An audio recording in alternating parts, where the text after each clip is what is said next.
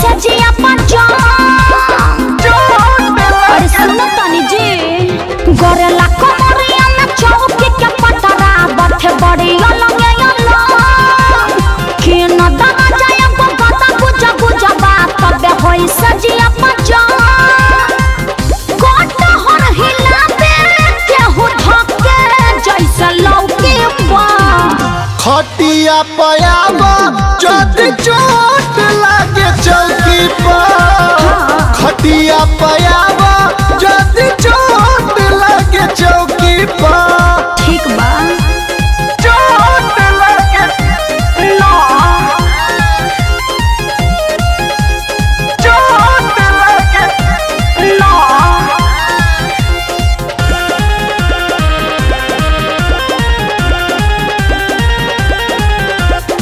खाटी क्या पार्टी सलामत न रही काहे डेरालू है ने आवत सही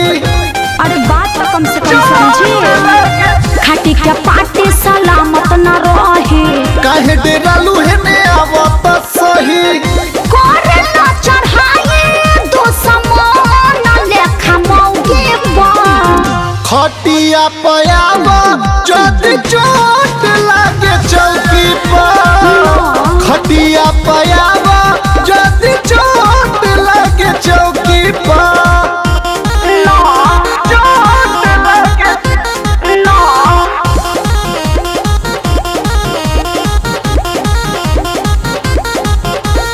चोट लागे चोट लागे खेलेला राजा खतरनाक खेला प्यार में पीरा थोड़ी होइबे करेला खेलेला राजा खतरनाक खेला प्यार में पीरा थोड़ी होइबे करेला मिली परमिशन नहीं प्यार वाला पौती पर खटिया पयावा जद चोट लागे चौकी पर खटिया पयावा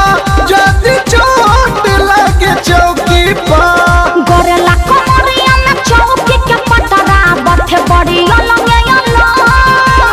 के न दमा जाए गो गता गुजा गुजा बात तबे होई सजिया पंजा कोट हर हिला पे केहू धक्के जैसे लौके बा खटिया पयावा जद चोट लागे चौकी पर खटिया पयावा जद चोट